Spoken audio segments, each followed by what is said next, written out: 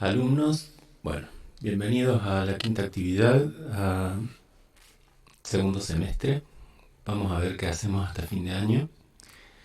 Pero en esta quinta actividad lo primero que vamos a hacer es como finalizar el proceso que hicimos durante el primer semestre, que tiene que ver con habíamos visto lo que eran las cualidades del sonido. Vimos la cuestión de la altura, cómo se veía el sonido cuando lo habíamos digitalizado entre las distintas alturas que nosotros podemos percibir, y que nos marcaba esta cantidad de vibraciones que podía existir entre un sonido grave de 20 vibraciones por segundo o hertz y los sonidos ultra agudos como de 20.000 vibraciones por segundo o 20.000 Hz o 20 kHz. En intensidad habíamos visto que los sonidos podían ser fuertes o suaves y que esa intensidad, ese volumen, lo podíamos medir en decibels, que era la décima parte de un bel, que es una medida de presión.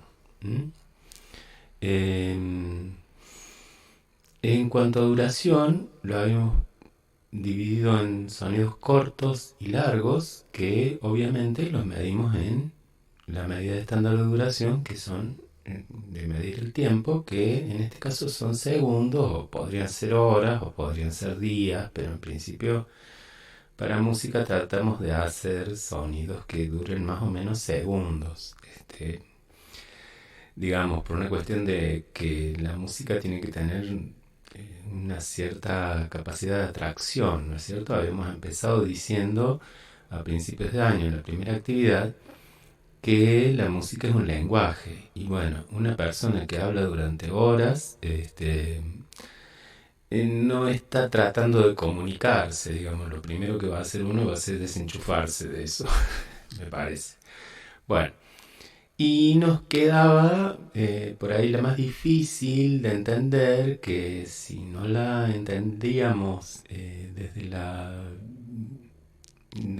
posibilidad de ver la forma de onda que se producía con cada sonido, era más difícil de entender con esta cuestión de los oídos solos, digamos. Nosotros distinguimos perfectamente si suena una flauta, o si suena una guitarra, o si suena un tambor. Lo que nos resulta muy difícil es explicar qué diferencia hay. La diferencia la podemos explicar a través del timbre cuando vemos la diferente forma de onda que se produce en cada una de esos sonidos. Y bueno, hasta ahí habíamos llegado. Que viene a ser una cosa más bien correspondiente a la física del sonido, y que por lo tanto nos pueden servir para entender los materiales que usamos en música, pero no nos van a servir demasiado para entender cómo se usan en música, porque estas cualidades son las que usan los músicos para hacer música.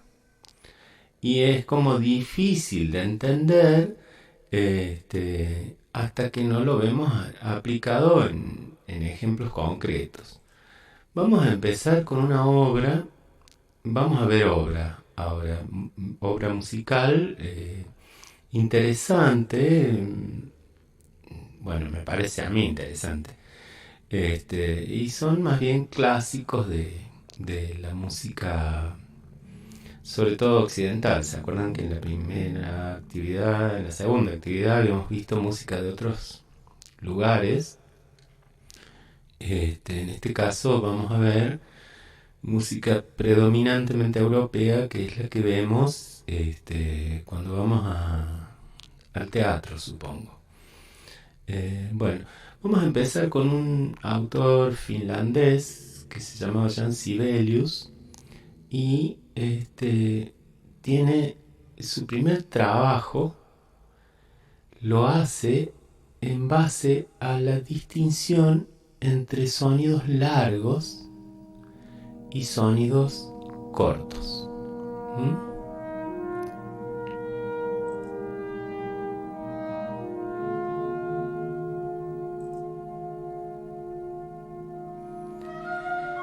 Acá vemos el pajarito este que nos marca la aparición en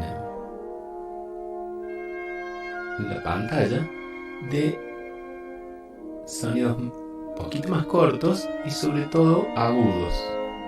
Entonces no solamente tenemos sonidos largos y sonidos cortos, sino también sonidos graves y sonidos agudos.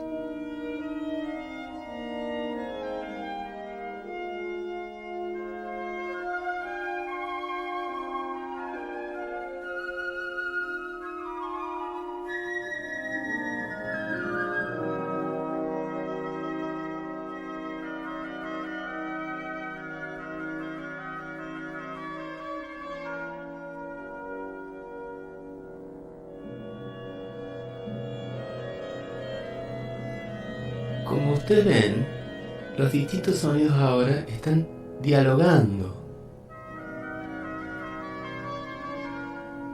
entre sí.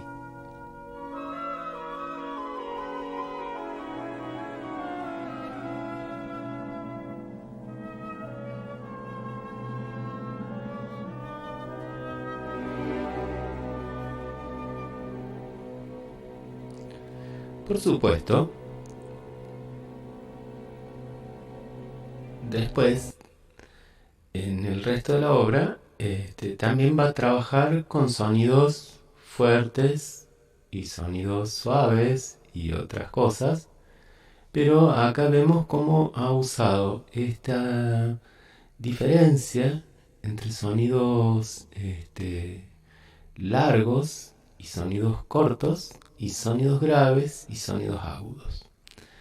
Vamos a ver un ejemplo distinto en el que trabaja mucho la cuestión de intensidad entre los sonidos suaves y los sonidos fuertes, pero hace un patrón, el coro, cuando canta, hace un patrón que marca sonidos cortos, ta, ta, ta, ta, ta, ta, ta, ta, ta, ta, ta, ta, ta, ta, ta. Esos últimos 4 sonidos largos y todos los anteriores son sonidos cortos. Esto es la Carmina Burana de Carl Orff, que fue compuesta a principios del siglo XX.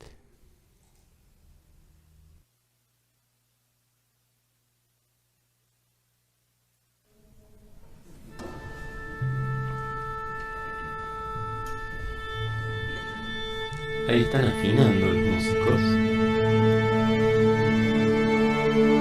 ¿Se acuerdan que habíamos visto como cuarto 40? Sonidos sobre el que todos los demás afinaban. Acá tenemos un ejemplo.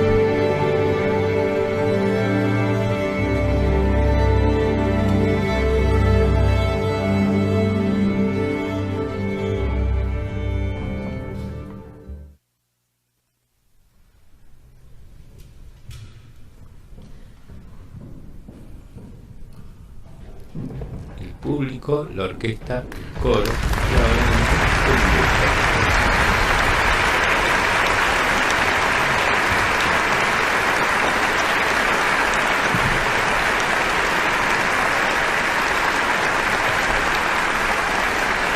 Saluda al que va a ser el solista probablemente. Y ahora estamos por empezar. Silencio, por favor.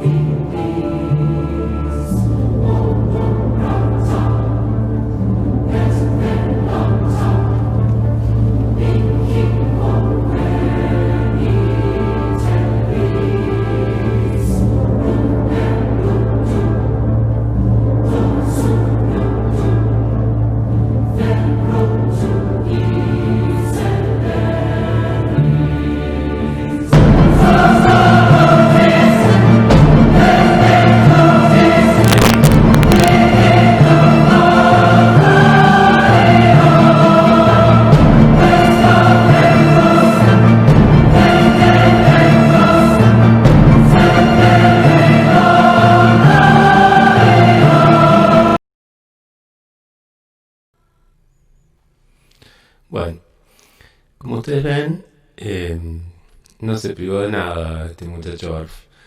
Pero hay una cuestión que marcar. Eh, Como les dije, había trabajado con un contrapunto en lo que llamamos motivo, en el que había muchos sonidos cortos y en grupos de cuatro y un grupo final de sonidos largos, de cuatro sonidos largos. Y por supuesto trabaja con el volumen. El primero que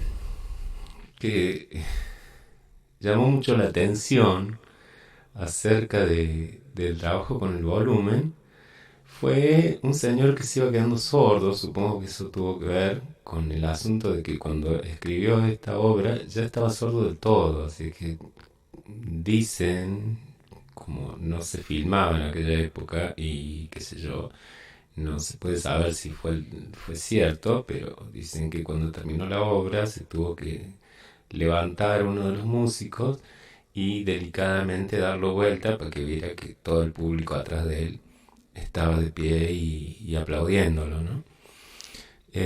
Porque claro, él no se daba cuenta, estaba sordo. Bueno,